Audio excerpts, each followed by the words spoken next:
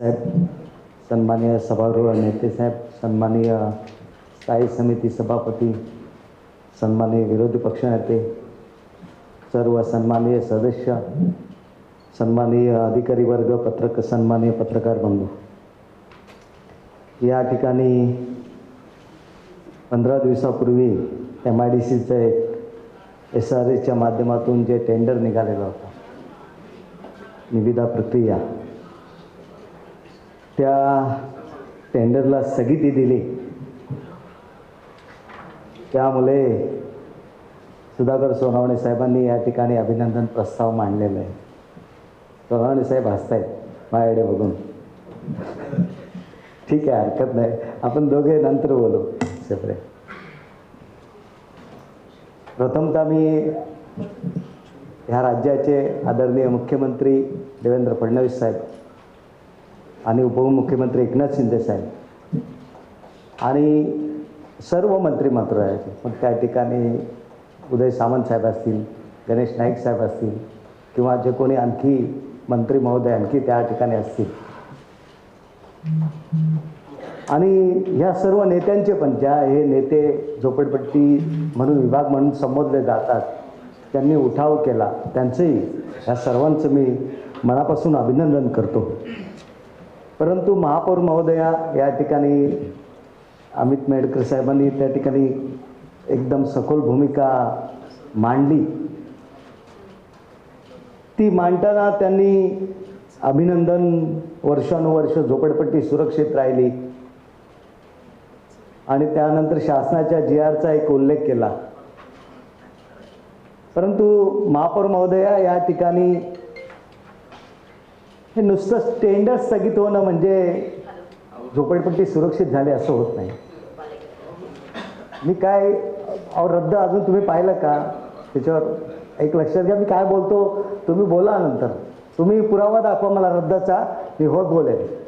तुम्ही जरा थोडं समजून घ्या, मला माहिती आहे सगळं त्यातलं काय आहे तर, आणि गोम पण माहिती आहे सगळी त्यातली, त्यामुळे तो जाऊ द्या, तो विषय ते बघा असतात बघा, त्यामुळे तो विषय नाही बोलत आपण, जाऊ द्या. तर तो नुसतं टेंडर रद्द होणं, चला रद्द करणं उपयोगाचं नाही. तर महापौरमध्ये या ठिकाणी 2000 पासूनचे शासन निर्णय आपण पाहिलेले आहेत. खरं म्हणजे शासन निर्णय येणं महत्त्वाचं आहे, नुसतं टेंडर महत्त्वाचं, रद्द होणं महत्त्वाचं नाही. तर झोपडपट्टीसाठी काय करणार आहोत, पूर्वीचे शासन निर्णय रद्द केले का हे पाहिलं पाहिजे आपण.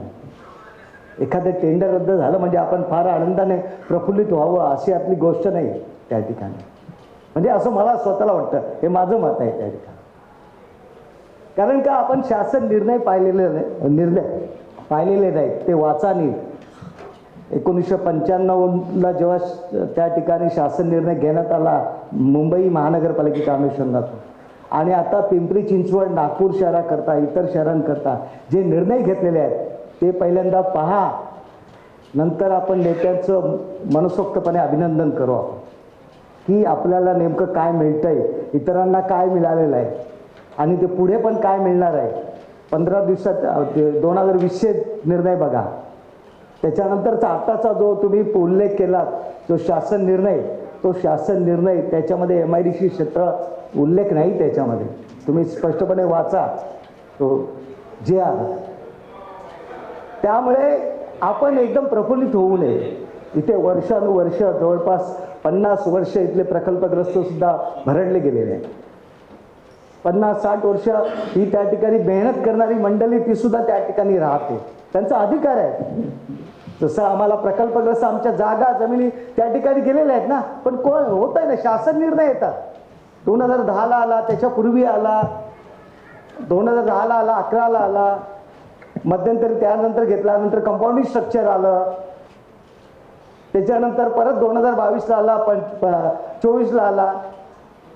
शासन निर्णय होत असतात, काही बदल होत असतात, पण त्यांची अंमलबजावणी, त्याला माननीय मग कोर्टाच्या काही अडचणी येतात.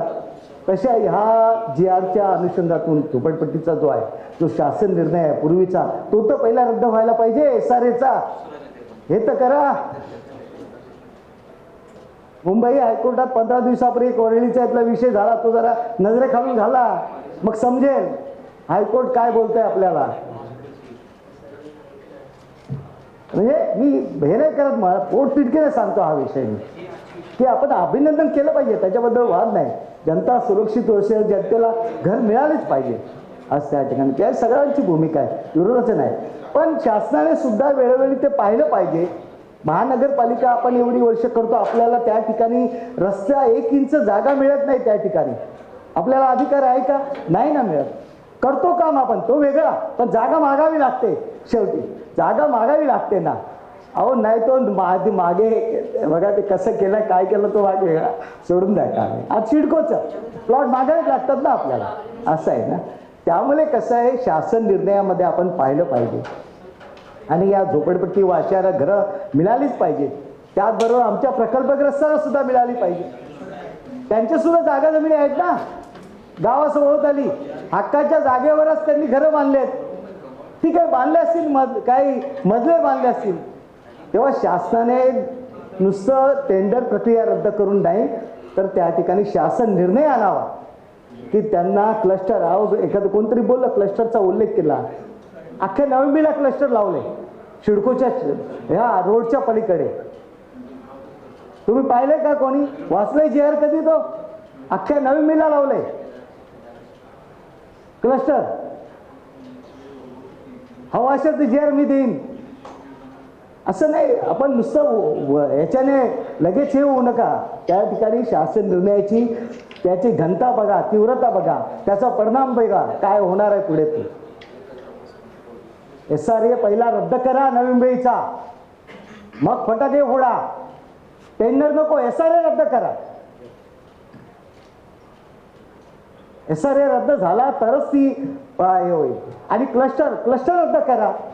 नाही करू शकत आपण, नाही करू शकत. हेच सभागृह बघा, काही दिवसांनी क्लस्टरचा ठराव आणेल मंजुरीसाठी या सभागृहात, आणणारच, त्याशिवाय पर्याय नाही. बरोबर ना?